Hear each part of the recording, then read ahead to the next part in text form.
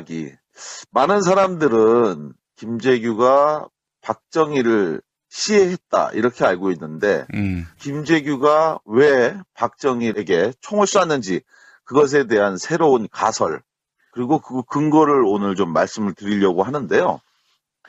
박정희, 유경수, 박근혜, 문세광, 최태민, 최순실, 정윤회, 정유라 이들 이름으로 연상되는 악몽이 지금 대한민국을 휩쓸고 있습니다. 예.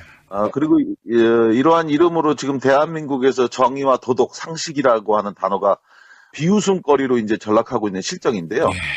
그런데 여기서 이제 많은 분들이 궁금해하는 것이 하나 있어요. 그리고 저 역시도 마찬가지인데 박근혜의 아버지였던 박정희는 왜 이렇게 불행한 출발이었던 박근혜와 최태민의 관계를 생전에 알고 있었으면서도 이를 정리하지 못한 것인지 이런 점에 대해서 사실은 좀 의아하죠. 그래서 오늘 김용민 브리핑 본격 정치 논평에서는 바로 1979년 10월 26일 이른바 12.6 사태로 불리는 박정희의 죽음 과정에서 김재규의 거사 이유 중 하나가 사실은 최태민이었다는 사실을 새롭게 조명하려고 합니다. 사실상의 유신 권력 서열 2위였던 그리고 박정희와 형제 이상으로 사실은 이 두 사람이 굉장히 가까웠던 사이였죠. 예. 김재규하고 박정희는 사실은 굉장히 믿는 관계였고 그래서 이제 이 사건이 터졌을 때 굉장히 많은 충격을 내부에서는 이제 받았던 거죠. 예. 김재규가 정말 박정희를 쐈다는 것을 믿을 수 없다고 하는 사람들이 굉장히 많이 있었을 정도로 굉장히 내부에서는 충격을 받았는데 흔히 이제 김재규가 거사를 한 것에 대해서 많은 분들이 이제 알고 있는 것 이게 이제 김재규의 최후 진술인데요. 민주화를 위해서 악마의 심정으로 유신의 심장을 쐈다. 굉장히 멋있는 표현이죠. 시적 표현이 아닙니다. 예.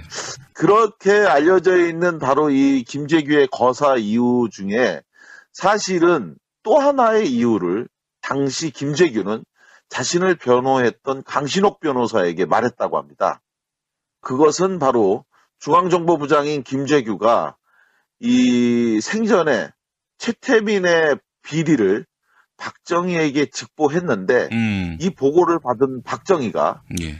이 사안에 대해서 처리하는 과정을 지켜보면서 굉장히 크게 절망을 했고 그래서 이러한 절망이 더 이상 박정희 유신 체제를 유지해서는 안 된다는 그런 확신을 가지게 되었다는 증언인데요. 김재규는 이 기업으로부터 엄청난 기부금을 받아서 이를 구국 선교단의 이름으로 이 최태민이 챙기고 있다는 사실 그리고 이런 과정에서 기부금을 낸 업체의 민원을 처리해달라고 당시 청와대 비서실장이었던 김정념에게 박근혜 씨가 지시하는 이런 사안을 지난번 방송에서 이제 제가 한번 자세히 언급을 했는데요. 이러한 사실에 대해서 박정희에게 보고를 했다고 합니다.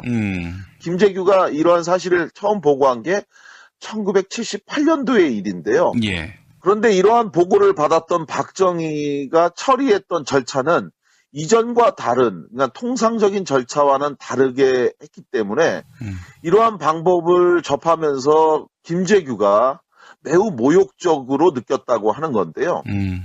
당시에 박정희는 이러한 문제에 대해서 누군가 보고를 하면 통상적인 절차를 지시했는데 그것은 바로 문제를 야기했던 인사를 중앙정보부가 조사했으니까 중정이 연행해서 추가 조사를 하도록 이렇게 지시를 했는데 예. 그런데 이 최태민 문제와 관련해서 지시했던 내용이 좀 달랐다는 것이죠. 이미 아는 분들은 알지만 박정희는 문제의 최태민과 박근혜 그리고 김재규 중정부장과 또 김재규로부터 지시를 받아서 최태민의 행적을 뒷조사했던 당시 중정수사국장 백광연을 한자리에 불렀다고 합니다. 그리고 나서 그 자리에서 이 박정희가 중정이 조사한 내용이 사실인지 여부를 직접 친국을 했다고 하는 건데요. 이 친국이라고 하는 표현은 아시는 것처럼 과거 왕조시대 때 왕이 직접 죄인들을 불러서 이렇게 물어보는 것을 친국이라고 표현하는 건데요. 예.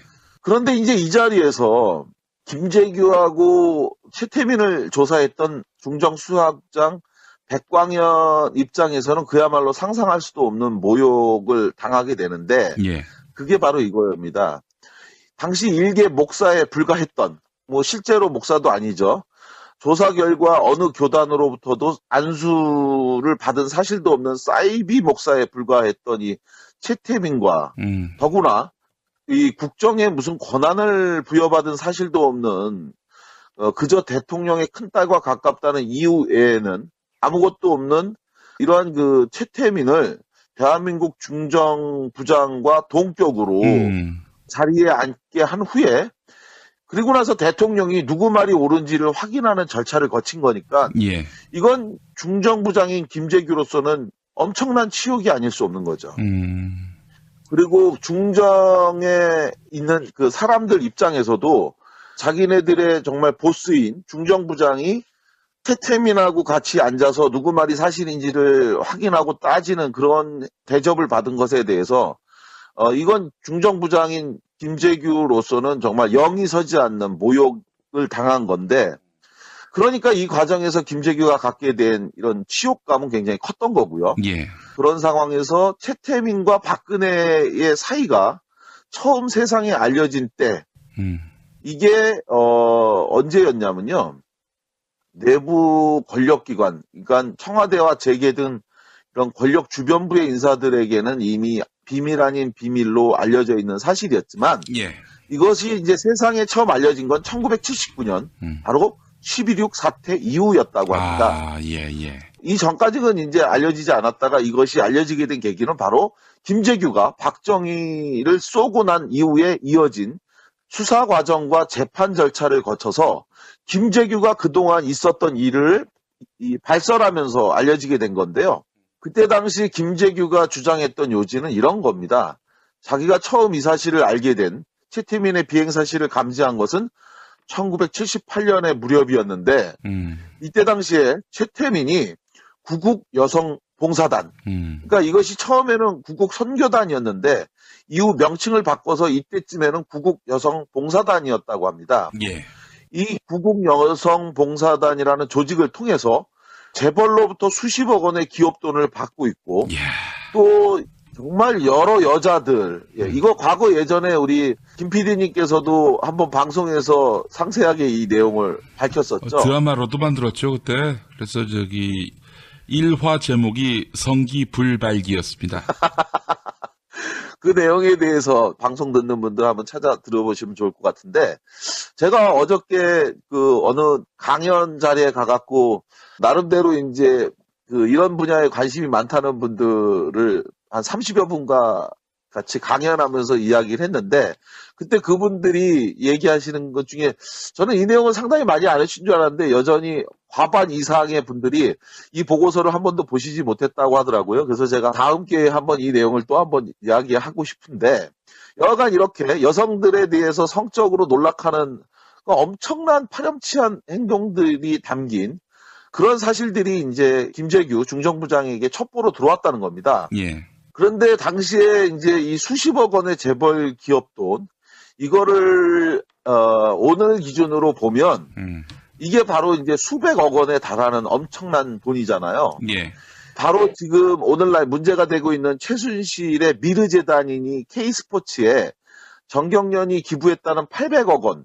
바로 이게 너무도 유사한 아버지와 그 딸의 행위다라는 건데요.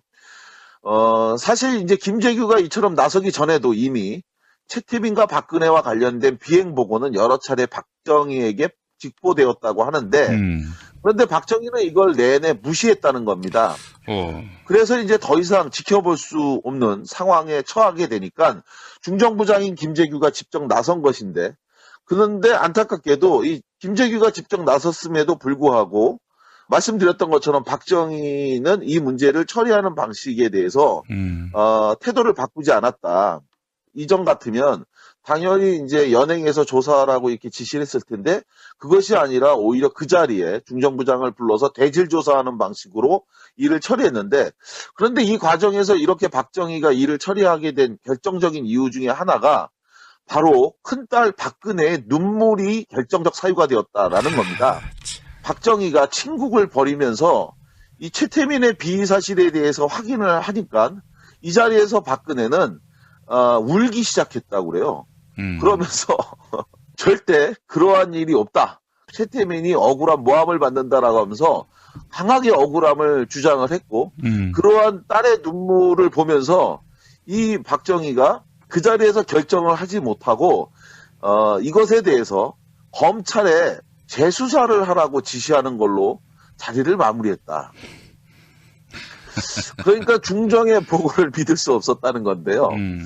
이거는 이제 정말 김재규나 중정 입장에서는 다시 한번 말씀드리지만 매우 모욕적인 결론이다. 즉 중정이 조사한 것에 대해서 믿을 수 없으니 검찰이 재조사하라고 하는 건데 그런데 이것에 대해서 사실 중정은 당시에 무소불위의 권력이었는데 그 밑에 아무것도 아니라고 여기는 검찰 나부랭이한테 자기네들이 조사한 게 맞는지를 다시 한번 확인 조사하라고 한 것을 접하니까 정말 김재규로서는 모욕이 아닐 수 없었던 거고 그런데 이런 상황에서 결국 검찰이 조사했지만 검찰 역시 똑같은 결론을 내렸습니다. 예. 자, 그랬다면 당연히 최태민을 처벌하고 딸인 박근혜에게도 더 이상 구국 여성봉사단, 즉 구국 선교단과 관련한 일을 하지 못하도록 막았어야 되는데 박정희는 이때 이것에 대해서 또 제대로 처리하지 않고 일을 마무리 짓는데 그것이 뭐였냐면 이 구국 여성봉사단에서 최태민과 박근혜의 자리만, 지위만 맞바꾸는 것으로 끝을 냈습니다. 즉 총재였던 최태민을 명예총재 자리로 앉혔고 그리고 명예총재였던 박근혜를 총재 자리로 바꿔 앉도록 하는 것으로 이 사안을 모두 끝낸 거죠. 자, 이러한 과정을 유심히 그리고 가슴 찢어지도록 분하게 지켜본 눈이 있었는데요. 그것은 바로 김재규였던 겁니다. 예, 김재규는 이 사안과 관련해서 박정희가 처리하는 일 방식에 대해 강한 분노를 느꼈는데 그래서 박정희에게 이 사안이 끝난 후에도 여러 차례 지속적으로 박근혜와 최태민 관계에 대한 문제를 지적을 했는데요. 그 사실에 대해서 김재규는 12.6 사태가 있고 난 후에 자신을 변호했던 강신옥 변호사에게 그 사실을 털어놨는데 그 일화에 의하면 김재규는 박정희에게 이렇게 얘기했다고 합니다. 각하, 일본도 보십시오. 큰 영예, 즉 대통령의 딸은 적십사사나 같은 이런 곳에서 관여하도록 해야지 이런 데다 손을 대서는 안 됩니다. 그러니 손을 떼게 해야 합니다. 라면서 거듭하여 박근혜와 최태민이 하는 이 구국선교단의 해체를 주장을 했다고 하는 거예요. 자, 그런데 이러한 김재규의 태도에 역시 분노한 사람이 또 있었는데 그 사람 누구였을까요? 바로 박근혜였습니다. 김재규가 거듭해서 자신의 문제를 아버지 박정희에게 제기하자 박근혜는 김재규에게 왜 남의 프라이버시 문제까지 조사하냐면서 강하게 항의를 여러 차례 했대요. 예. 사실 이제 그때 당시에 김재규는 산전수전을 다 겪은 이런 사람이잖아요. 그리고 당시 박근혜는 고작 26살 남짓밖에 안 되는 어린 나이였는데 그러한 박근혜가 잘못된 행동을 하니까 이 문제에 대해서 지적을 하는데 왜 남의 프라이버시 문제까지 조사하냐 하면서 막 항의하고 하니까 굉장히 어이가 없겠죠. 그런데 바로 그런 상황에서 김재규는 뭐라고 얘기를 했냐면 박근혜에게 이렇게 얘기했답니다. 공정하게 조사했고 돈이 필요하면 내가 주겠다. 기업에 돈을 걷어서 주겠다. 이 이야기는 이제 당시 청와대 비서실장이었던 김정염도 똑같이 박정희에게 돈이 필요하면 내가 기업으로부터 돈을 좀 더 걷어서 조성해 드릴 테니 그걸 대통령께서 딸에게 드리라. 그리고 이 최태민하고 관계를 끊도록 해라. 이렇게 얘기를 또 거듭했다고 하니까요. 사실 이것도 지금 기준으로 보면 다 정치자금법 위반이고 엄청난 비위인데 그때 당시에는 이게 이제 상당히 공정하고 깨끗한 기준으로 삼았다니까 그것도 참 어처구니 없는 거죠. 여하간 이런 식으로 김재규가 박근혜에게 오히려 항의받으면 더 적극적으로 최태민과의 관계를 정리하도록 부탁 아닌 부탁, 간청 아닌 간청을 했다고 하는데 이러한 간청에도 불구하고 끝내 박근혜는 최태민과의 관계를 정리하지 못했죠. 그리고 마침내 다가온 1979년 10월 26일 김재규는 모진 결심을 하게 되는 겁니다. 예. 김재규가 최태민에 대해 얼마나 큰 분노를 가졌고 또한 그 최태민을 옹호하는 세력에 대해 얼마나 큰 분노를 가졌는지 알 수 있는 일화가 또 하나 있는데요. 바로 12.6 사건이 일어나기 5개월 전에 있었던 일이라고 합니다. 1979년 5월의 일인데요. 김재규가 최태민과 관련해서 박정희에게 직보했던 게 78년도의 일이었고 그때 당시에 김재규 입장에선 오히려 수모를 당했는데 그렇게 해서 한번 문제 제기를 했음에도 불구하고 여전히 최태민과 관련한 부정비리에 대한 제보가 끊이지 않고 계속 들어왔다는 겁니다. 그런 상황에서 최태민 목사가 계속해서 대통령 큰딸에게 영향력을 행사하고 이를 통해서 부정한 행위가 계속 벌어지고 있다는 보고가 들어오니까 이걸 전해 들은 김재규의 반응, 굉장히 크게 화를 냈는데 그때 한 말이 이거랍니다. 그자 최태민은 백해무익한 놈이다. 교통사고라도 나서 죽어 없어져야 할 놈이라고 이렇게 얘기했다는 겁니다. 김재규가 갖고 있었던 최태민에 대한 분노가 어느 정도인지 가늠해 볼 수 있는데 훗날 또 하나의 반란이죠. 비상계엄이 확대된 후에 예. 권력을 찬탈했던 전두환이 계엄사를 통해서 최태민을 붙잡아 왔었대요. 그래서 그 최태민에게 이제 조사를 하니까 역시나 이제 바로 김재규가 조사했던 부정사실과 축제가 사실로 드러났는데 그때 당시에 박정희 대통령의 가족과 관련된 사안이라고 해서 이제 덮었다고 하는 건데요. 자, 이런 상황에서 오늘 김용민 브리핑 본격 정치 논평에서 제가 전하려고 하는 사실 1979년 12.6 사건의 또 다른 진실 바로 이겁니다. 아버지 박정희를 비참하게 최후를 맞게 한 것 이것에 대해서 지금 많은 사람들은 김재규가 바로 엉뚱한 욕심을 갖고 그래서 죽인 것이다라고 바로 박정희를 지지하는 사람들은 그렇게 비난을 하고 있죠. 그런데 사실은 그것이 아니라 바로 그 딸인 그리고 그토록 아버지가 사랑했던 그리고 그 딸의 눈물에 정말 피도 눈물도 없다고 하는 독재자라고 평가받는 그 박정희도 끝내 무릎 꿇게 한 박근혜의 눈물이 결국 그 아버지를 비참한 최후로 맞게 한 것. 이것이 바로 또 다른 진실이 아닐까라는 점인데요. 이러한 제 주장에 대해서 또 어떤 분들은 너무 비약이 아니냐라고 또 말씀하실 분이 있을지 모르겠습니다. 그런데 이것을 뒷받침하는 나름의 근거가 있습니다. 바로 박정희에게 총을 쐈던 그 김재규를 상대로 사건이 일어나고 난 후에 범행 동기를 수사했던 당시 수사관의 증언인데요. 이 수사관의 증언을 남긴 사람은 바로 월간조선의 조갑제인데 그 조갑제가 쓴 월간조선 기사에 의하면 김재규를 조사했던 조사관은 김재규가 박정희를 시해한 이유에 대해서 뭐라고 설명했냐면 김재규 부장은 최태민 사건을 처리한 대통령에 대해서 실망했고 이후 박정희에 대한 존경심이 약해지기 시작했다. 그리고 이것이 바로 이 사건의 시해 동기 중 하나다라고 말했다는 겁니다. 자, 민주화를 위해 악마의 심정으로 유신의 심장을 쐈다는 김재규. 그런데 만약 이 최태민이라는 사람이 없었다면 그래서 그 문제의 친국 자리에서 대질 조사를 받았고 그래서 이후 천하의 중정이 조사했던 사실을 다시 검찰이 재조사하라고 그러한 박정희의 지시를 통해 모욕을 당했고 그래서 그러한 결론으로 박근혜로부터 이후 지속적인 미움을 받아야 했던 이 김재규인데요. 이러한 김재규 결국 박정희의 비참한 최후에는 이 최태민이라고 하는 비극적인 존재가 숨어 있었다는 것이 제가 생각하고 있는 12.6 비극의 또 다른 결론이다. 그런데 이러한 사실을 깨닫지 못해서 바로 그 딸이었던 최순실과의 관계 역시 지금까지는 계속 이어오다가 끝내 지금 참담한 권력 누수를 접하고 있는데 결국 이로 인해서 아버지 박정희에 이어 또다시 대한민국 최악의 대통령 중 한 명으로 이미 박근혜는 전락해버린 거죠.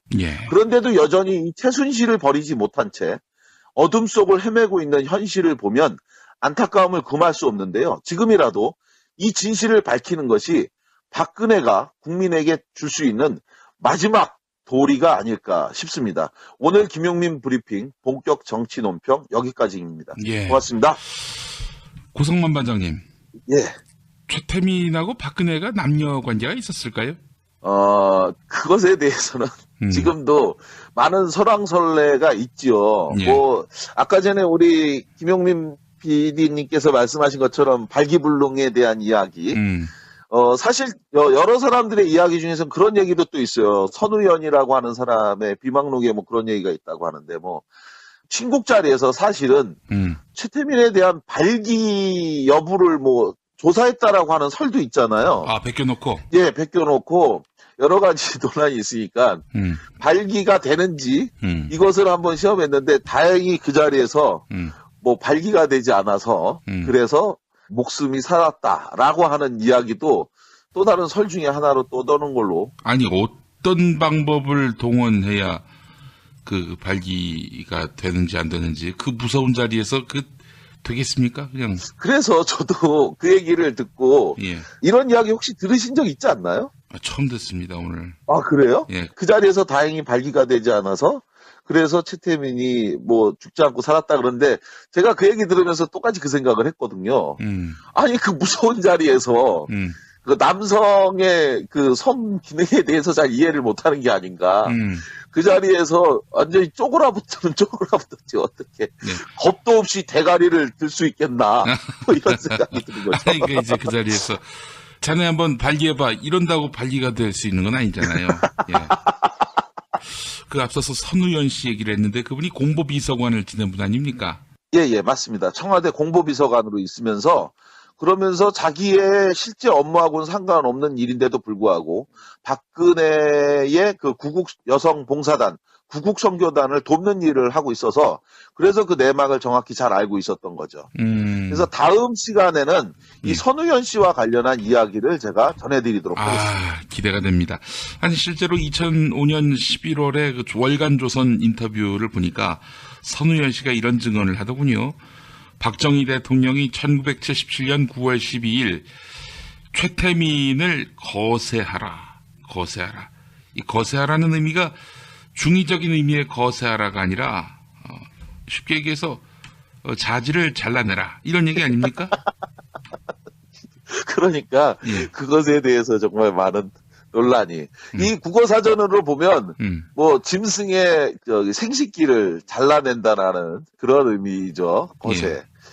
하여간 이 건과 관련해서 참 엄청난 일이 있었는데 선우연의 증언과 관련한 이야기를 또 전해드리도록 하겠습니다. 예, 막판에 너무 제가 도발적인 질문을 한 것 같은데 이 최순실과의 관계를 규명해야 되는 거 아니겠습니까?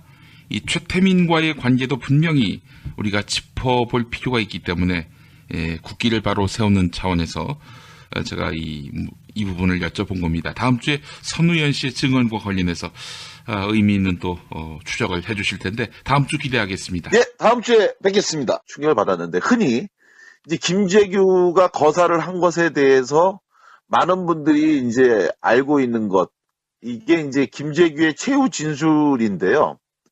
민주화를 위해서 악마의 심정으로 유신의 심장을 쐈다. 굉장히 멋있는 표현이죠. 시적 표현이 아닙니다. 예. 그렇게 알려져 있는 바로 이 김재규의 거사 이유 중에 사실은 또 하나의 이유를 당시 김재규는 자신을 변호했던 강신옥 변호사에게 말했다고 합니다. 그것은 바로 중앙정보부장인 김재규가 이 생전에 최태민의 비리를 박정희에게 직보했는데 이 보고를 받은 박정희가 예. 이 사안에 대해서 처리하는 과정을 지켜보면서 굉장히 크게 절망을 했고 그래서 이러한 절망이 더 이상 박정희 유신 체제를 유지해서는 안 된다는 그런 확신을 가지게 되었다는 증언인데요.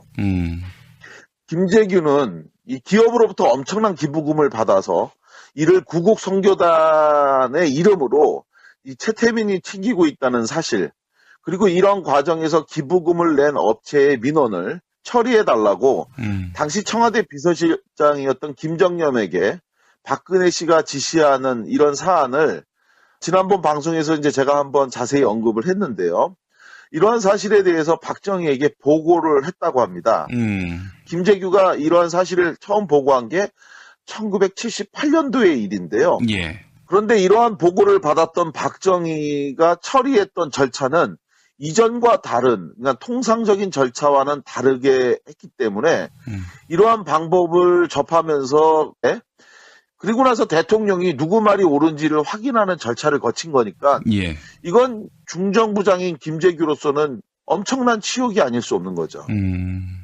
그리고 중정에 있는 그 사람들 입장에서도 자기네들의 정말 보스인 중정부장이 최태민하고 같이 앉아서 누구 말이 사실인지를 확인하고 따지는 그런 대접을 받은 것에 대해서 이건 중정부장인 김재규로서는 정말 영이 서지 않는 모욕을 당한 건데, 그러니까 이 과정에서 김재규가 갖게 된 이런 치욕감은 굉장히 컸던 거고요. 예. 그런 상황에서 최태민과 박근혜의 사이가 처음 세상에 알려진 때, 이게 언제였냐면요.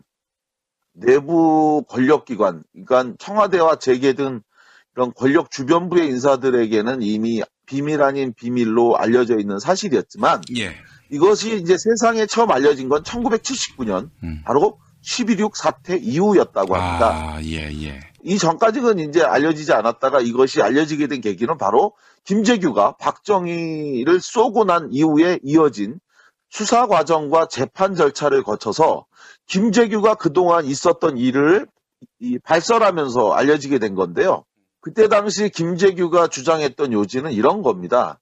자기가 처음 이 사실을 알게 된 최태민의 비행 사실을 감지한 것은 1978년의 무렵이었는데 이때 당시에 최태민이 구국 여성 봉사단, 그러니까 이것이 처음에는 구국 선교단이었는데 이후 명칭을 바꿔서 이때쯤에는 구국 여성 봉사단이었다고 합니다. 예. 이 구국 여성 봉사단이라는 조직을 통해서 재벌로부터 수십억 김재규가 매우 모욕적으로 느꼈다고 하는 건데요. 당시에 박정희는 이러한 문제에 대해서 누군가 보고를 하면 통상적인 절차를 지시했는데 그것은 바로 문제를 야기했던 인사를 중앙정보부가 조사했으니까 중정이 연행해서 추가 조사를 하도록 이렇게 지시를 했는데, 예. 그런데 이 최태민 문제와 관련해서 지시했던 내용이 좀 달랐다는 것이죠. 이미 아는 분들은 알지만 박정희는 문제의 최태민과 박근혜 그리고 김재규 중정부장과 또 김재규로부터 지시를 받아서 최태민의 행적을 뒷조사했던 당시 중정수사국장 백광현을 한 자리에 불렀다고 합니다. 그리고 나서 그 자리에서 이 박정희가 중정이 조사한 내용이 사실인지 여부를 직접 친국을 했다고 하는 건데요. 이 친국이라고 하는 표현은 아시는 것처럼 과거 왕조시대 때 왕이 직접 죄인들을 불러서 이렇게 물어보는 것을 친국이라고 표현하는 건데요. 예. 그런데 이제 이 자리에서 김재규하고 최태민을 조사했던 중정수사국장 백광현 입장에서는 그야말로 상상할 수도 없는 모욕을 당하게 되는데, 예. 그게 바로 이거입니다. 당시 일개 목사에 불과했던, 뭐 실제로 목사도 아니죠. 조사 결과 어느 교단으로부터도 안수를 받은 사실도 없는 사이비 목사에 불과했던 이 최태민과 더구나 이 국정에 무슨 권한을 부여받은 사실도 없는 그저 대통령의 큰딸과 가깝다는 이유 외에는 아무것도 없는 이러한 그 최태민을 대한민국 중정부장과 동격으로 자리에 앉게 한 후에 1억 원의 기업돈을 받고 있고, 또 정말 여러 여자들, 이거 과거 예전에 우리 김 PD님께서도 한번 방송에서 상세하게 이 내용을 밝혔었죠. 드라마로도 만들었죠 그때. 그래서 저기 1화 제목이 성기불발기였습니다. 그 내용에 대해서 방송 듣는 분들 한번 찾아 들어보시면 좋을 것 같은데, 제가 어저께 그 어느 강연 자리에 가갖고 나름대로 이제 그 이런 분야에 관심이 많다는 분들을 한 30여 분과 같이 강연하면서 이야기를 했는데, 그때 그분들이 얘기하시는 것 중에 저는 이 내용을 상당히 많이 안 해주신 줄 알았는데 여전히 과반 이상의 분들이 이 보고서를 한 번도 보시지 못했다고 하더라고요. 그래서 제가 다음 기회에 한번 이 내용을 또 한번 이야기하고 싶은데, 여하간 이렇게 여성들에 대해서 성적으로 놀락하는 엄청난 파렴치한 행동들이 담긴 그런 사실들이 이제 김재규 중정부장에게 첩보로 들어왔다는 겁니다. 예. 그런데 당시에 이제 이 수십억 원의 재벌 기업 돈, 이거를, 오늘 기준으로 보면 이게 바로 이제 수백억 원에 달하는 엄청난 돈이잖아요. 예. 바로 지금 오늘날 문제가 되고 있는 최순실의 미르재단이니 K스포츠에 정경련이 기부했다는 800억 원. 바로 이게 너무도 유사한 아버지와 그 딸의 행위다라는 건데요. 사실 이제 김재규가 이처럼 나서기 전에도 이미 최태민과 박근혜와 관련된 비행 보고는 여러 차례 박정희에게 직보되었다고 하는데, 그런데 박정희는 이걸 내내 무시했다는 겁니다. 그래서 이제 더 이상 지켜볼 수 없는 상황에 처하게 되니까 중정부장인 김재규가 직접 나선 것인가. 많은 사람들은 김재규가 박정희를 시해했다 이렇게 알고 있는데 김재규가 왜 박정희에게 총을 쐈는지 그것에 대한 새로운 가설 그리고 그 근거를 오늘 좀 말씀을 드리려고 하는데요. 박정희, 유경수, 박근혜, 문세광, 최태민, 최순실, 정윤회, 정유라 이들 이름으로 연상되는 악몽이 지금 대한민국을 휩쓸고 있습니다. 예. 그리고 이러한 이름으로 지금 대한민국에서 정의와 도덕, 상식이라고 하는 단어가 비웃음거리로 이제 전락하고 있는 실정인데요. 예.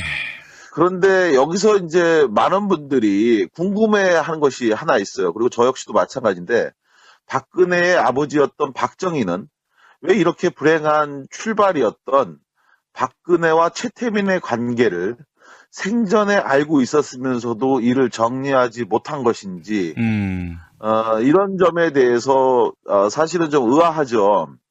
그래서 오늘 김용민 브리핑 본격 정치 논평에서는 바로 1979년 10월 26일 이른바 12.6 사태로 불리는 박정희의 죽음 과정에서 김재규의 거사 이유 중 하나가 사실은 최태민이었다는 사실을 새롭게 조명하려고 합니다. 사실상의 유신 권력 서열 2위였던 그리고 박정희와 형제 이상으로 사실은 이 두 사람이 굉장히 가까웠던 사이였죠. 예. 김재규하고 박정희는 사실은 굉장히 믿는 관계였고 그래서 이제 이 사건이 터졌을 때 굉장히 많은 충격을 내부에서는 이제 받았던 거죠. 예. 김재규가 정말 박정희를 쐈다는 것을 믿을 수 없다고 하는 사람들이 굉장히 많이 있었을 정도로 굉장히 내부에서는